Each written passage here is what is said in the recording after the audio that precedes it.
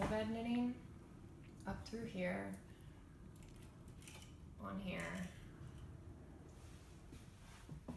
Some of the yarn I send it through here, and some of the yarn I send it through there, just because it breaks or it doesn't, and that's kind of just like play around and see. I really don't know what you're supposed to do. You're probably supposed to send it through here.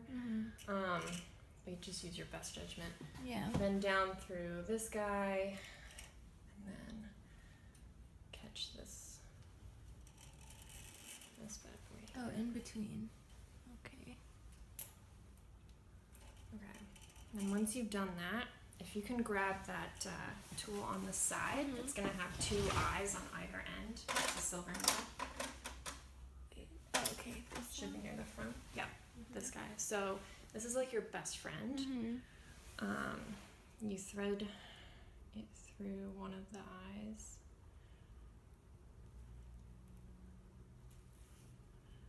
And then what you have to do is send it down and catch it on the bottom. So if you go under and grab it for me, that would be great.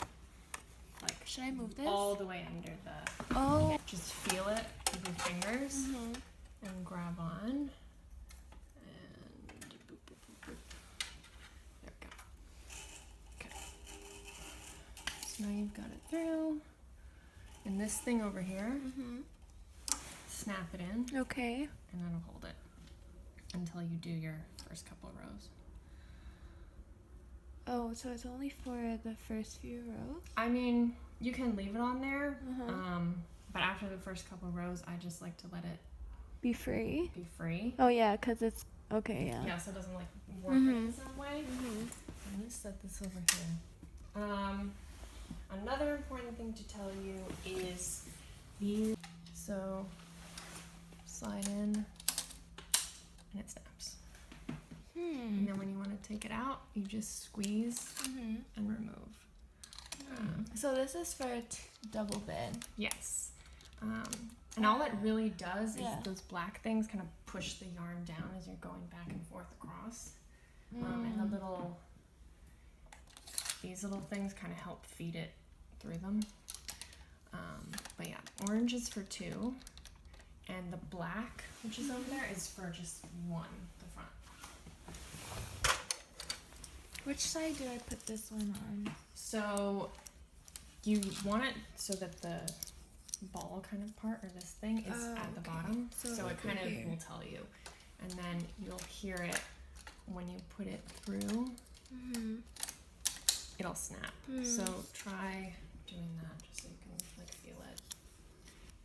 So what is this for? That's the motor, and like speed? Yeah, it can get it going pretty fast. I actually broke one of the parts though, so it isn't operational right now. I'm not gonna use it. Yeah, it's also a little, because if the yarn breaks, it just like falls off and it's a whole mess, but that's what that is. This is the row counter when you have the motor going, so don't worry about this guy. That's your row counter here. Oh, do I have to, what is this? Like, you reset it with that. Oh, okay. So let's say it's on 7, that just resets it to 0. Oh, I love row counter. It's Very handy. so helpful. Yeah. What's something else helpful for you to know? Okay, so technically speaking, you don't have to use weights on this machine because you have this pushing things down as you go. Right. I find it helpful to use it anyway, just because I don't want anything to go wrong. Yeah. So why don't I'll run you through just a little quick sample. Okay. Could you show me like a rib actually? Yeah. I'll show you like a simple way to do it.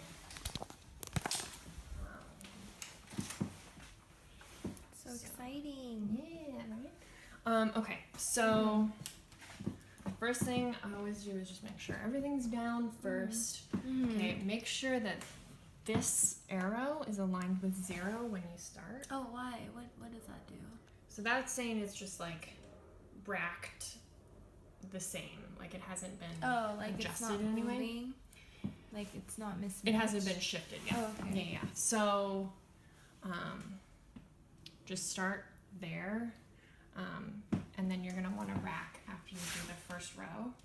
So I'll show After you the that. first row? Mm-hmm. Is that for all cast? That's for the cast on for the 2x2 rib.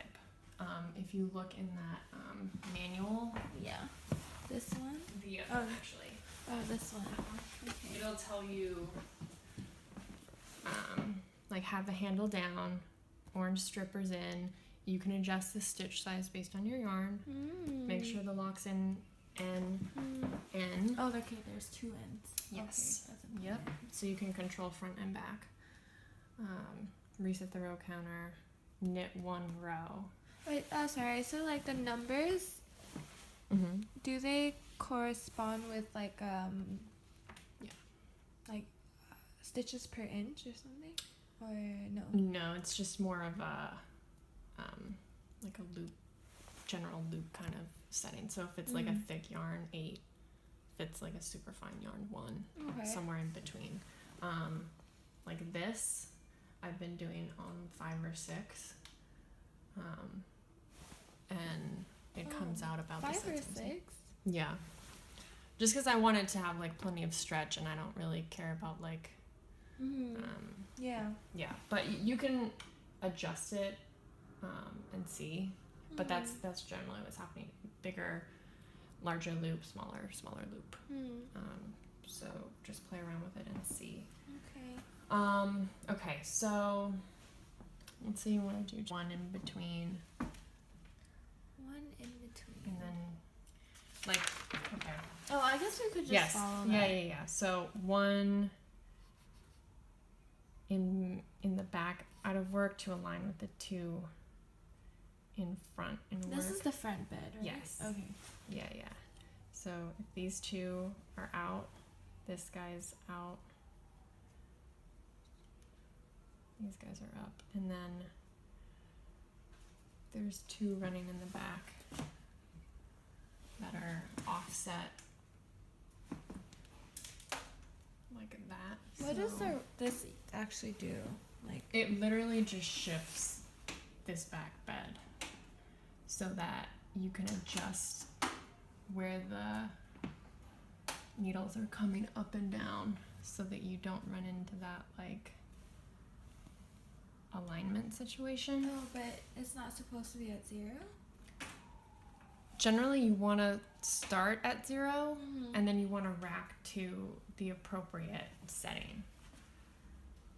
I see. Okay. So if you start from 0, is it on 0 right now? No, it's just I think this is 0. Great. Okay. So if you start at 0 and you align things Wrong. at 0 Uh-huh. and then you rack, things line up in the correct place. That was a Okay. full turn to the left. Let's Yeah. live on the edge and see. Yeah. But anyway, so Uh-huh. you do all your setup, whatever. Yeah. Okay, and then to cast on, you literally would just go across.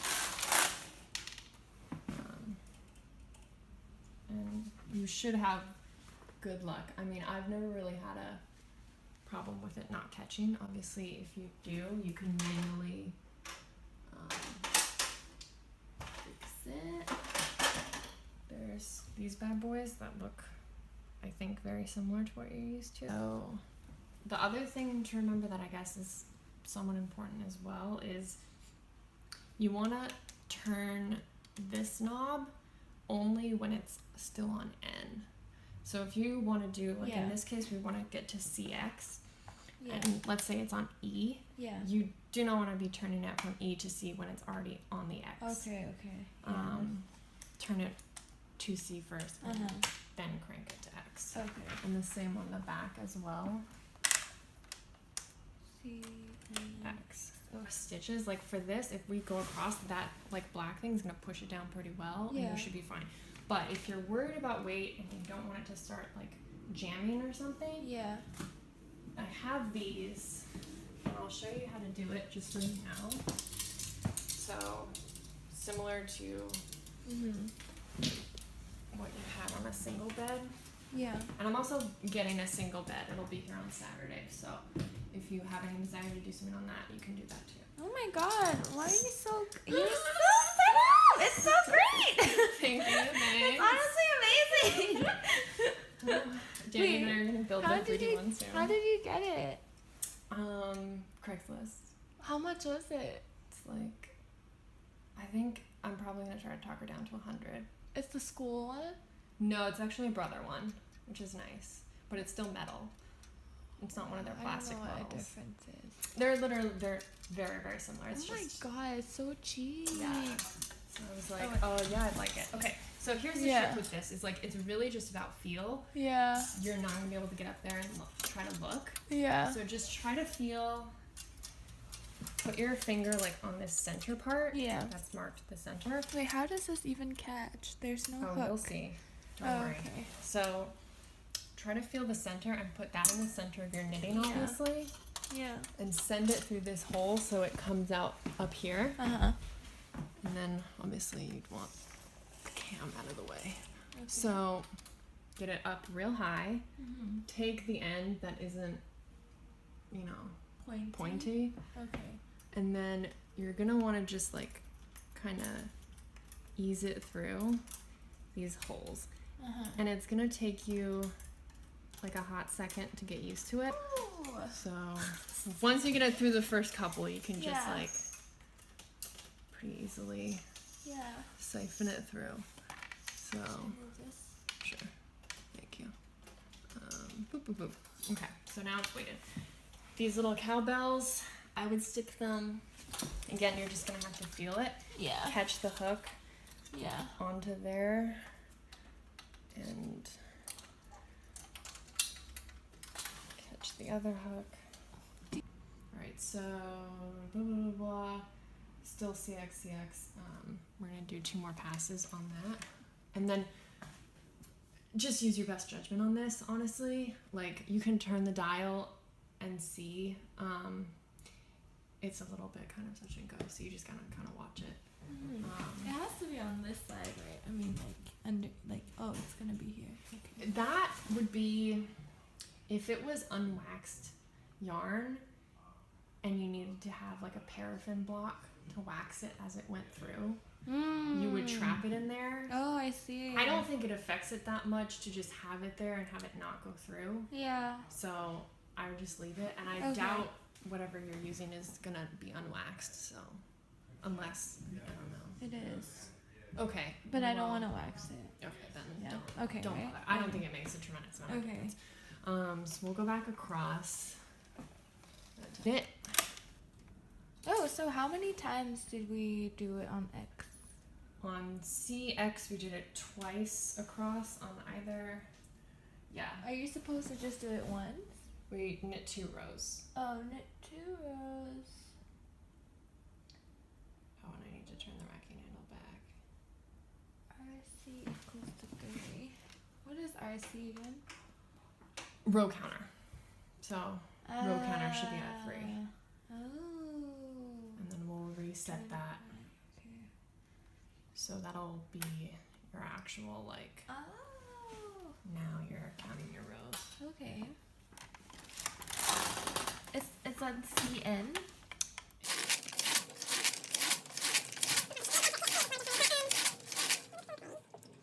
Oh, yes.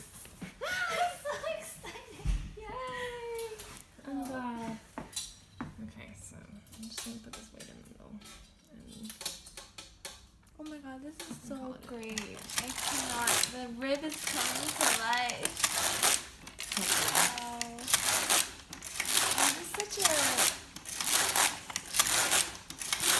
easy meal. I've only had like 2 events.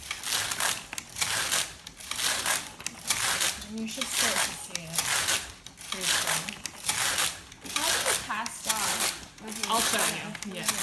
So, yeah, let's probably get an idea. Okay. So, I find it easier to do take these out. okay. If you're doing double bed, you're gonna have to move Okay. these guys out of your way. And then you're gonna wanna move the back ones to corresponding front ones. So in this case, trap it on this eyelet. Okay. push it all the way past the latch, all the way down, trap it on here, and then use the other eyelet to pull up and place it on the front. So I have an attachment that does this automatically. I don't think it's reliable right now, so I would just do it manually. It gets a little bit tedious, but it's not terribly hard. So just trap it down, loop, trapped, catch another needle, put it on, and trap it like inside the... And then close that thing. Okay, so you're just pushing it all to the front. Yeah, bringing it all to the front. And just align it so that you're moving back ones onto, like, make sure you have a straight channel between needles, basically. So, like, this guy aligns to this guy. You turn the racking hand. Yeah, just turn it to do that. And it'll be different depending on what you're doing, so just make sure you have a clear channel to switch between. This is where you might drop one. Don't freak out if you do. I mean, you can probably catch it. You can use any. Oh man, yeah, that's really scary. Yeah, that's the worst. Okay, so now that you have them all in the front, you can do the cast off. Okay. This is the only cast off that I know how to do reliably, but it works fine enough. So for the first one, you just take it, trap it, and move it over. You don't have to touch this back thing at all? No, not yet. So you're gonna want to send it all the way up. Wrap it once below the latch and then once inside the latch. Okay, once below and one inside. Yeah. Okay. And then send it all the way down. Okay, and then transfer it. And then transfer over to the next guy. And this is where weight is also going to be your friend. Yeah. Because as you're doing it, you don't want it to be too tight, but you don't want it to be too loose. Yeah. So if it's a really long piece, you can leave the weights on for a while. But after a while, you're going to want to take it off and just kind of manually grip it and adjust the tension before you send it all the way back down. So all the way down. Take one eyelet, drop it on there, all the way up. Wait, sorry, if you're not using the back bed, you just don't push the needles. Yeah. Okay, so it'll just be whatever. Yeah, it'll just exist. Okay. As long as everything's all the way down, it just won't be active. Wow. So it can get pretty calming, I think. But yeah, just always remember once below the latch, once inside the latch, and then all the way down. I should probably take this weight off at this point.